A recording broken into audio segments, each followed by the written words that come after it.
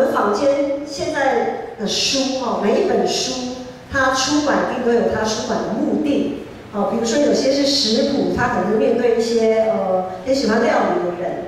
那有一些，比如说专门对于旅游，它就是出版，它的目的就是为了提供要去各地当背包客的人有一个参考。好，圣经也是一样，圣经绝对不会有一本书好像是多出来的。好，我们知道圣经，可是呢，我们最近我不晓得大家在跟着新眼光基督在读历代志的时候，会不会发现历代志有点多余？因为有一些学者或者有一些读圣经的人讲说，好像历代志有一些记载跟之前我们读的撒母耳记跟列王记有很多相同的地方，有发现吧？如果没有发现，就回去我们有机会再浏览一下这样子。好，历代志的确它有许多的篇幅是跟撒母耳记跟列王记是有很多重复记载的地方，但是它绝对不会是多余的。怎么说呢？因为历代志，它当初这些作者、编辑者，他在编写的目的，他的对象是一群已经国家灭亡，然后被掳到巴比伦，然后再回来，再回归故乡的那一些以色列人。好，他的对象是这一些人，所以呢，这一些事隔将近大约70年，再从异国回到故乡的时候，哇，那些地方完全不一样。虽然是自己的故乡，但是已经不太认得了。那个街道啊，各种的，就是不是他们过去的那个印象。然后呢，他们也忽然因为被掳太久了嘛，所以他们也好像有点忘记自己，或者是忽然觉得自己的根在哪里。通常我们回故乡会想说是一个寻根之旅，但是场景都不是原来的场景了，然后人事全非，那我到底是谁？好，所以在我们看历代志前面9章很长的篇幅都在介绍族谱，介绍族谱其实就是为了让他们一个萝卜一个坑这边有陈玉祥的名字，那边有吴国燕的名字，这边有萧煌信的名字，原来我是属于这一个支派的，你是属于那一个支派的。族谱的用意就是为了让他们找回自己的根，这对于已经失落很久自己的根的那些人来讲特别的重要。好，再来呢，就是他们经过了70年在巴比伦被流放的生活，在那边根本没有圣殿，所以他们有将70年的时间都没有敬拜，也就是他们都没有做礼拜，他们都没有一起唱诗歌，也没有一起听上帝的话语这样子的一个生活。对于身为上帝子民这个身份，他们充满了许多的不确定。我们要怎么开始敬拜？从万丈高楼林立起，问题是要怎么样从乱堆当中开始组织，把敬拜的次序跟规矩重新组织起来，这对他们来讲也是一个非常重要的课题。当然，更重要，唯一最重要的是，他们要重新认识他们所敬拜的上帝。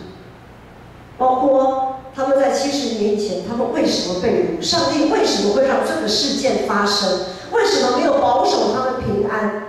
为什么他们的家园被炸毁，甚至于象征上帝同在的圣殿也一样被摧毁，然后被掳到外邦去，然后又回来？他们要重新认识他们的上帝。在今天的经文里面，我们看到另外历代志的作者，他如何借由大卫要迎接约柜进到耶路撒冷的这个事件来强调，来凸显敬拜上帝与服侍上帝该有的态度。因为当大卫做王掌权的时候，他第一件事就是要迎接约柜进到耶路撒冷。耶路撒冷是他们当时的首都。那约柜呢，也是上帝同在的一个非常重要的一个象征。所以大卫的这个举动，无非就是好，今天上帝让我做王掌权了，但是呢，如果没有上帝与我同在，那可能我这个王位也即将不保。所以他做了一个信仰告白。我们看到今天的经文13章第1节到第4节，我们弟兄姐妹的人数。好，我们请姐妹读第1节。然后弟兄读第2节，就是姐妹读第3节，弟兄读24节，这样可以吗？好，我们请姐妹来先来，请。大卫与千夫长、百夫长，就是一切首领商议。大卫对以色列全会众说：你们若以为美，见这事是出于耶和华我们的上帝，我们就差遣人走遍以色列地，见我们未来的弟兄，又见住在有郊野之神的祭司利未人，使他们都到这里来聚集。我们要把上帝的约柜用到我们这里来，因为在扫罗年间，我们没有在约柜前求问上帝。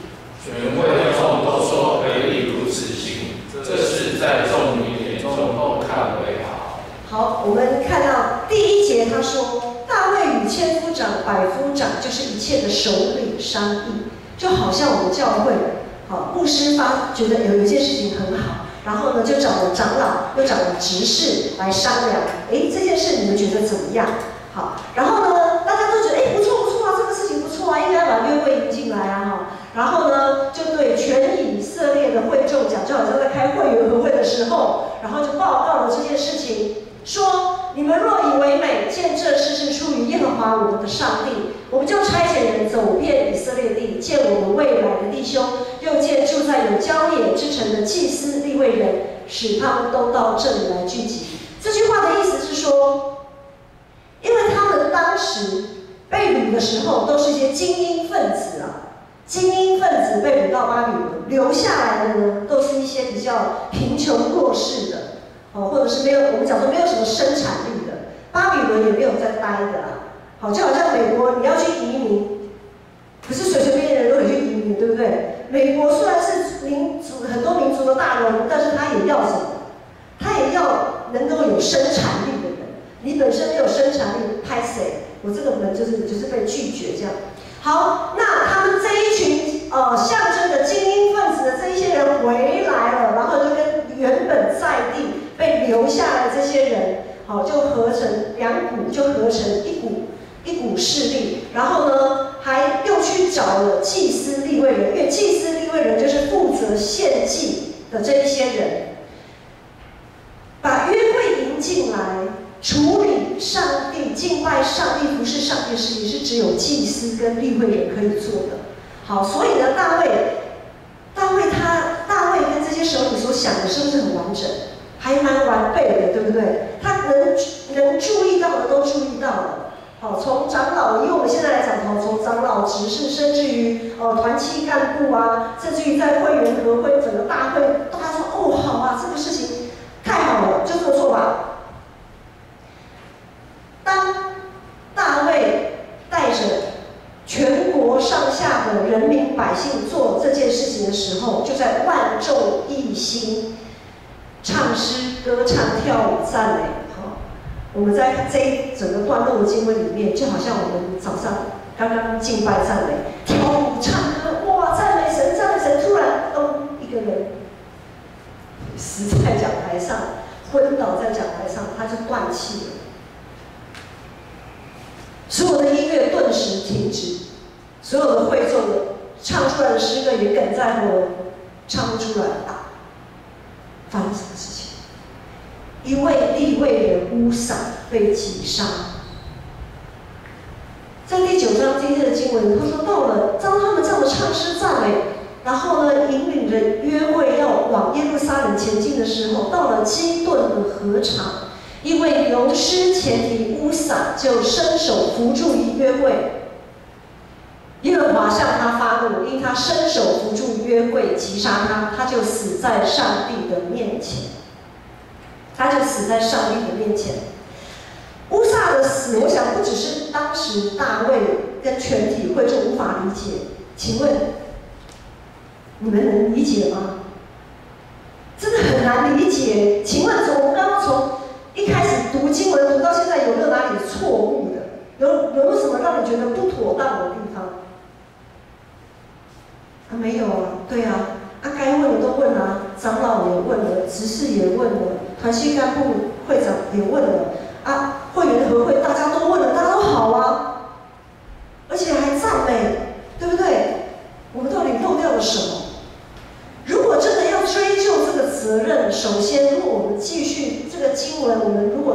拜，我们有按着读经进度读到第15章，我们今天是13章嘛。我们如果有读到第15章，就会发现原来有一件事情，在大卫带着大家把约柜迎进耶路撒冷的这个行动的背后，他虽然非常慎重其事的有问过所有人的意见，但是唯独漏掉了谁？唯独漏掉了上帝。在第15章我会发现，他唯独漏掉了上帝。其次，第二个，约柜是不能用牛车来载的。好，在上帝的律例典章之中里面呢，约柜是要利未人来扛抬的。这个牛车虽然是新车哦，在第7节他们特别准备了新车。为什么准备新车？因为新的东西代表它没有被使用过，没有被使用过就没有被污染过。因为他们都有洁净的条例嘛，好，保证没有被污染，保证全新，不是二手的。他们的态度心意其实也蛮好的啊。新车不是说旧车我去洗洗干净，然后这样来用。但是呢，它就是不能用牛车，马车当然也不行，它就是必须要用扛抬的。好，第三，犯了什么错误？利未人乌撒，牛失前蹄嘛，牛不晓得他可能被什么东西惊吓还是怎么样，就是突然我们讲说突然有点软脚还是怎么样，然后那个牛车就歪了，约柜就会好像要滑下来，他马上要伸手去扶出那个约柜，本能啊，他本能的要扶出那个约柜，有错吗？没有错啊，约柜这么神圣的东西，怎么可以让它倒嘞？可是上帝就击杀他，因为利未人是不能去扶、去摸到约柜的，只有祭司才能摸到约柜。这也是在之前我们在读创出利民生、摩西五经的时候，里面都有提到的。好，所以在运送约柜这个事情上面，一连犯了3个错误，于是乌撒遭到圣洁上帝立即性的击杀，这个施工马上就停止了。然后第10节我们看到大卫因耶和华击杀乌撒，心里愁烦，就称这地方为皮列斯乌撒，直到今日。他心里愁烦了，大卫他很不知道为什么会发生这个事情，他跟我们一样茫然不知所措，他感到忧心忡忡啊，他也不晓得该如何面对上帝。好，大部分的人对于乌撒的死都抱以同情，觉得他死得很无辜，非常的无辜。因为我们似乎也曾经经历过像乌撒这样的事件，在我们人生的过程当中，我们回想一下，或者是可能你现在正在经历，有没有什么样的一个事件突如其来的上帝介入，然后让这个事件就终止停在这里？最近不是有那个5戒霸的事件？有2家人马上他们的所有的计划，包括他们的亲人，马上就被停止了。当生命被停止的那一刹那，所有的计划都终止。这个事件让牧师想到，在10几年前，有一位外教派的一位青年牧师，教会很大，一个青年牧师，他就带着他的青少期、他的青年去溪边溯溪，就好像我们青少期都有夏令营啊，好像营会这样子。很不幸的，在那一次的他们的营会当中，有一位青年因此丧失了性命。因为那个溪水，其实那个溪水并没有暴涨，就是不是像5戒霸就突然上游发生什么事，然后下游就暴涨，不是的。可能那个溪水比较湍急，我想有去泛舟过的人应该都知道，有些溪流它就是比较湍急，可能深度也比较深一点。好，就有一个青年就这样子被溪水冲走，就死了。当然，这个青年他所有人生的计划，包括他的家人，所有都被打乱。然后呢，这位青年牧师，他怎么面对他的服事？这位青年牧师马上他也就离职了，他没有办法面对这个事实，这个生命太重，让他承受不了。所以，不论这个牧师，其实在那间教会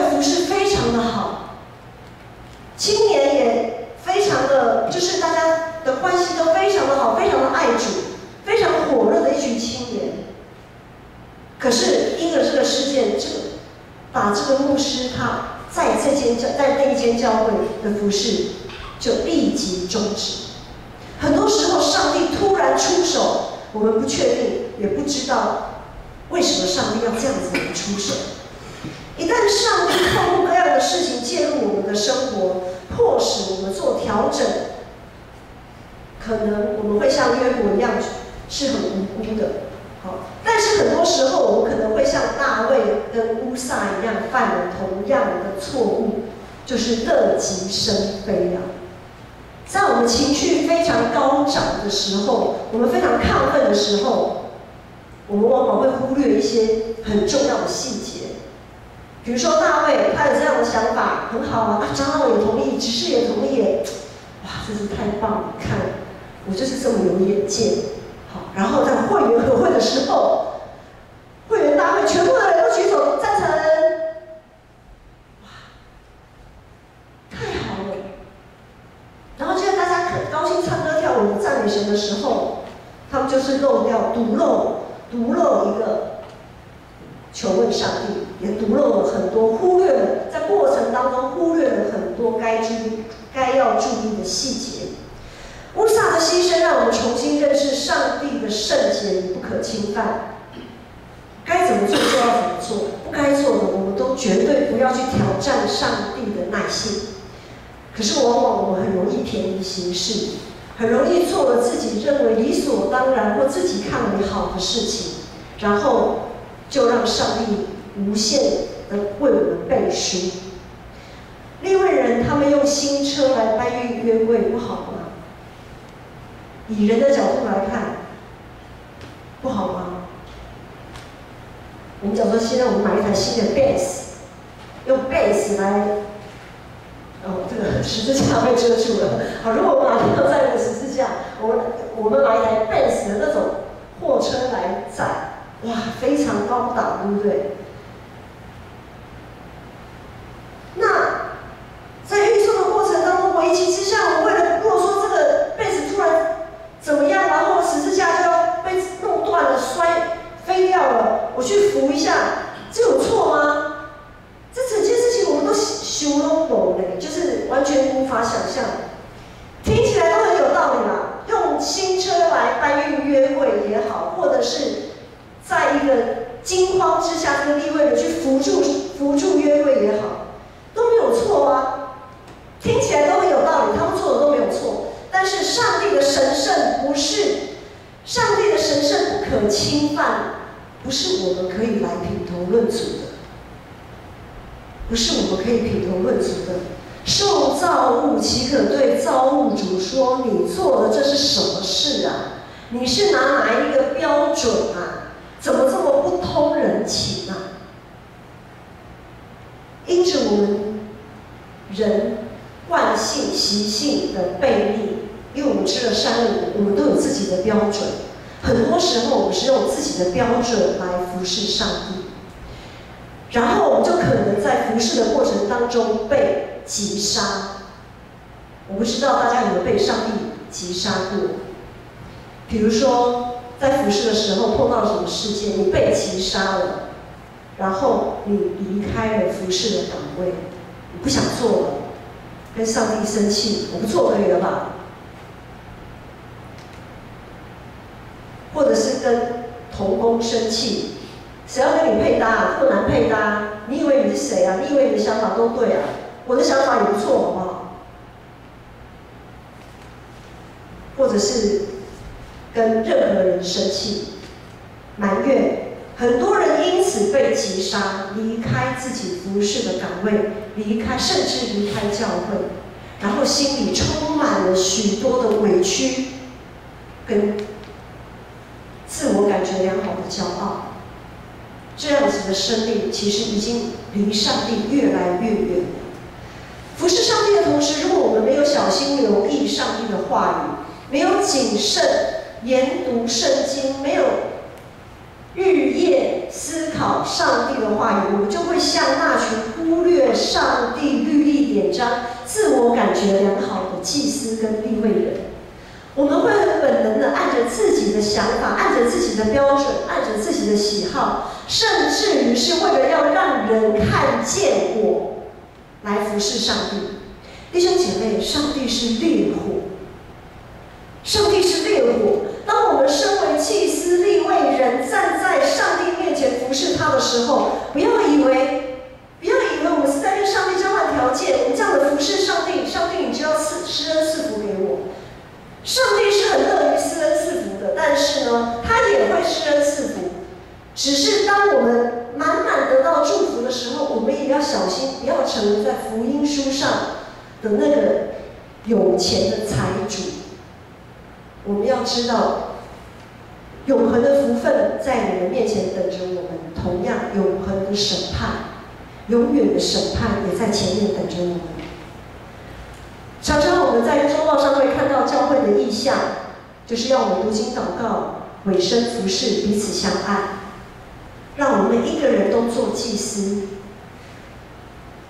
这绝对不是牧师自己凭空想出来的，这些都是耶稣的示范与吩咐。当耶稣四处去会堂教导人，就是希望大家能够悔改，在上帝的标准里面来悔改，从一个与上帝隔离、好像死掉的人这样子的关系，要进入，透过上帝的话语，透过我们的悔改，然后进入上帝永同在的永生里面。读经祷告是我们基督徒最基本要做的，因为只有读经祷告才能让我们的心意更新而变化，能够常与圣洁的上帝连结有份。我们要读经祷告，我们的服事才有标准，我们才知道我们的服事不会像乌撒一样被击杀。但是我们常常会找各种借口不读圣经，会觉得啊，圣经很难听不懂看不懂看不懂。我们礼拜三有查经祷告会，你怎么不来参加呢？看不懂就是要去想办法了解啊。我们都很喜欢去了解别人在想什么，别人对我怎么想怎么看。为什么我们都不会想要去了解上帝对我怎么想，对我怎么看？为什么当我们碰到事情都一直很喜欢去问人的意见，却没有想到要问上帝的意见？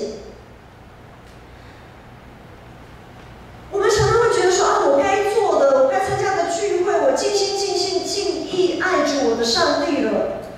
聚会我也参加了，奉献我也奉献了，服事我也服事了，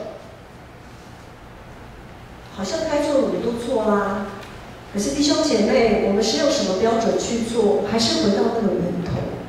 最基本的，我们读圣经、读上帝的话语，这个最基本的，如果我们没有去做该做的，我们却忽略它，那我们这样子跟乌撒有什么不同？在罗马书第12章说，所以弟兄们，我以上帝的慈悲劝你们，要将身体献上，当作活祭，是圣洁的，是神所喜悦的。你们如此侍奉，乃是理所当然。不要效法这世界，只要心意更新而变化，叫你们查验何为上帝善良、纯全、可喜悦的旨意。上帝他绝对不会很无聊，穷极无聊没事做，然后随便就介入打断我们的人生上帝在以色列国破家亡、被掳到巴比伦的这件事情上面，告诉他们离开上帝。如果你们离开上帝，就是这样子的下场。上帝在以色列，然后回归故乡的这件事情上，告诉他们，不是因为你们做了什么好事，单单只是因为我的怜悯、慈爱跟信实，于是我让你们从被掳的那个地方回到你们该回到的这个地方，我所赐给你们应许之地的这个地方。上帝在乌撒这个事件上面，重新又在历代志的时候被这个作者提出来，提醒他们：你们这一群已经失落很久没有敬拜上帝的子民啊，你们要警醒谨慎。当你们在敬拜、在服事的时候，该有的规范跟态度。借由乌撒被击杀这个事件，上帝也在提醒大卫：即使你的心意是好的，即使你的做法是众人都看为好的，即使你试图要把最好的献给上帝，却也不见得是上帝看为妥当。弟兄姐妹，在我们认为上帝不通情理，对大卫太过严苛的这个同时，我不知道，如果你是大卫，你会觉得上帝是把你往外推，还是把你往里面拉？当我们碰到这样子的事情的时候，很多时候我们是选择逃避呀，跟大卫一样，把约柜先挪走，先搬开吧。然后以我们现在的这样子的处境来讲，就是我不要服侍了。为什么我这样子服侍？我这么替上帝，我这么替你着想，该想的我都想，我想的这么的完备完整，可是为什么我的同工被你击杀死在这边？我没办法承受，我离开，我不再服侍了，我害怕。然后甚至离开教会。很多时候我们会在那个当下会像大卫做这样的选择，离开，先离开再说。可是弟兄姐妹，上帝其实不是要把大卫往外推耶，上帝其实要让大卫跟他更靠近，因为圣洁的上帝，他对于罪恶的容忍度是零啊，是零啊。所以，上帝要把人的罪给他洗净，弄的就是大卫如果越来越圣洁，越来越合上帝的心意的时候，他才可以跟上帝越来越靠近，懂这个意思吗？所以上帝并不是要把大卫往外推，说你做了什么好事啊，你给我滚一边去吧，不是的。上帝是要让大卫能够再更靠近他。今天我们可以坐在这里，为什么？是因为耶稣基督的宝血洗净了我们，他把我们的罪都洗净了，不然我们早就不晓得被轰到哪里去了。我们早就不晓得被轰到哪里去了，我们还能在这边敬拜、跳舞、唱诗、听上帝的话吗？我们本是罪人，我们本是不配与上帝亲近的罪人。然而，上帝这么鸡蛋里挑骨头，这么吹毛求疵，为的是什么？不是为了让我们躲上帝躲得远远的，而是让我们更亲近上帝。就像牧师刚刚讲的，在乌撒被击杀的当下，大卫他整个乱套，在那个当下的确没有一个人可以稳住自己的情绪。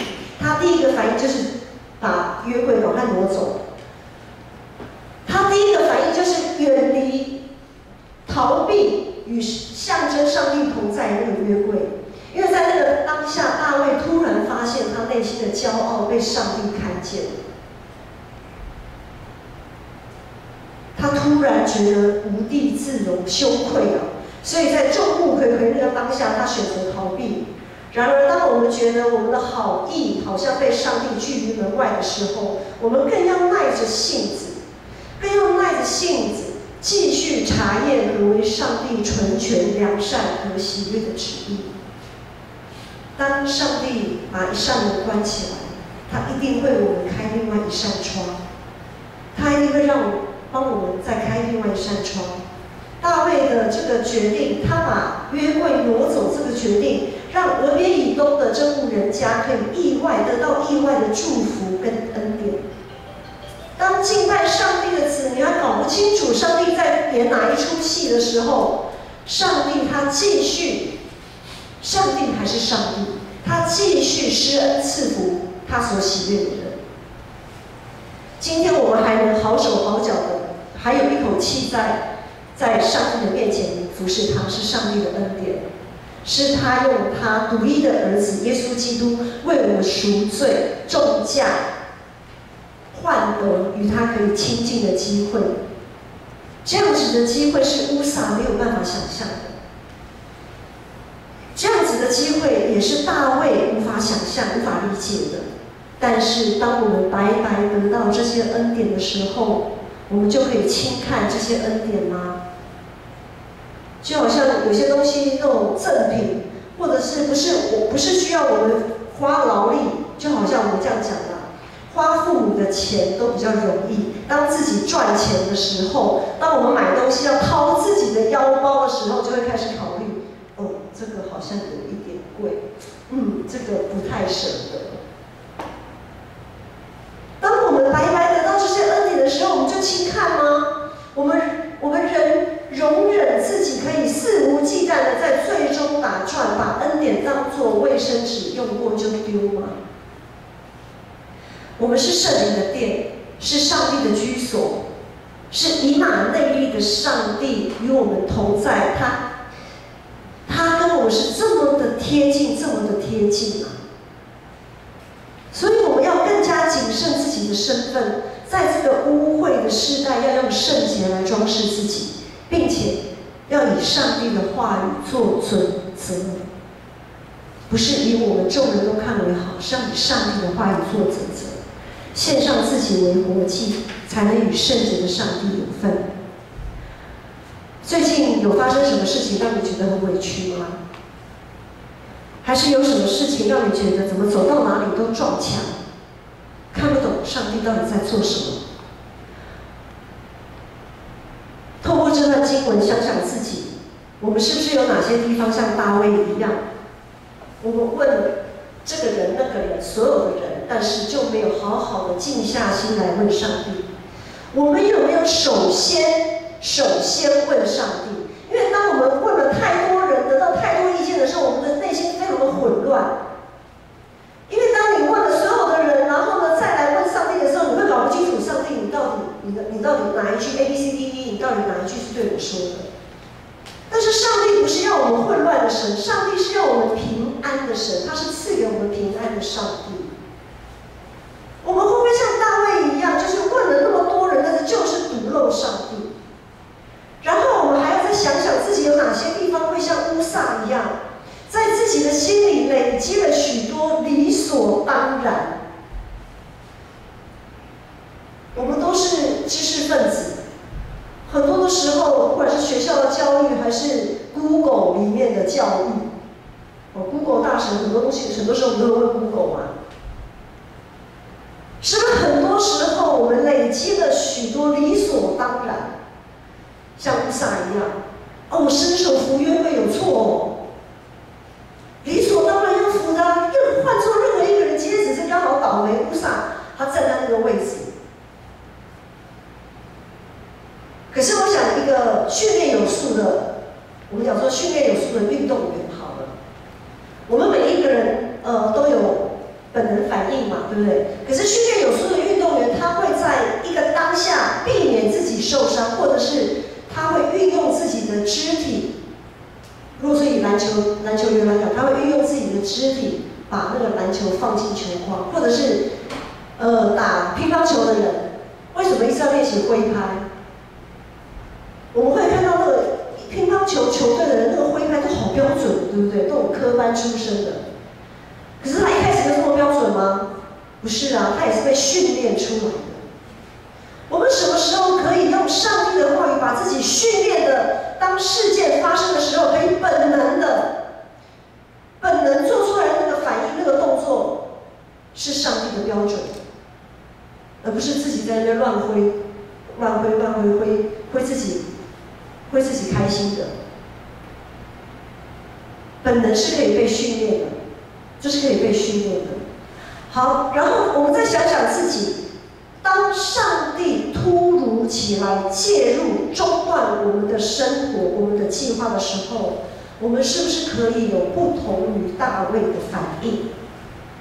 我们不要只将眼光停留在乌撒的牺牲跟大卫的慌乱，我们总要向着上帝再前进一步，你就会发现，其实上帝不是将你拒绝于千里之外的上帝。上帝是让你再一次的跟他亲近的上帝，上帝喜悦我们跟他亲近。上帝总是慈爱怜悯的，他虽然是慈爱怜悯的，但是呢，他也是会做及时审判、令人生畏的上帝。乌撒被击杀的这整个事件是发生在哪里？我们来偷看一下13章第9节。这个事件发生在基顿的禾场。禾场就是晒稻谷，然后呢，会有人去筛，把一些不好的，我们讲说不健康的谷粒，给它风一吹就吹散掉了。弟兄姐妹，我们都在上帝的禾场里。我们现在，我们过去、现在、未来，我们都在耶稣基督的禾场里啊。我们在禾场里享受上帝的恩典，他的阳光，他的光照。同样的，我们也在面对上帝的审判。在诗篇的第1篇说，恶人要像糠秕被风吹散。当审判的时候，恶人必站立不住，罪人在义人的会中也是如此。当我们现在在耶稣基督的禾场里，我们一定要每天谦卑自己，每天不断的祷告，在上帝的话语当中不断调整自己的态度，不断的心意更新而变化。盼望我们每一个人都是在禾场上被留下来的那个上帝看为好的鼓励。我们一起来站立唱这首诗歌，让我们有一颗谦卑的心。如果你觉得上帝已经击杀你了，好像在某一个事情上面让你觉得你非常的痛苦，非常的难熬，非常的搞不清楚上帝在做什么，求主赐给我们一颗谦卑的心，求主耶稣的恩典进到我们的生命当中，把我们牵引到上帝的面前。你给我一颗谦卑的心，给我一个手脚的力，好让我能走在你的旨意里，如同耶稣的生命。求你给我一颗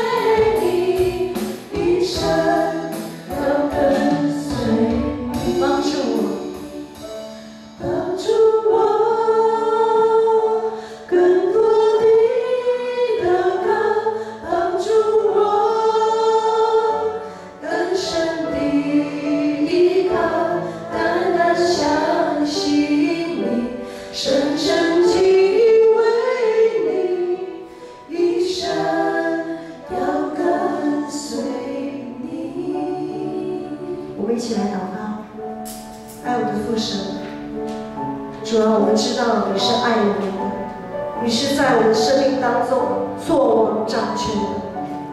你始终知道怎么样子的安排与计划对我们是最好的。然而，那个最好不是我们心里的标准，而是要接近你的圣洁，要与你常与你同在的这样子的好。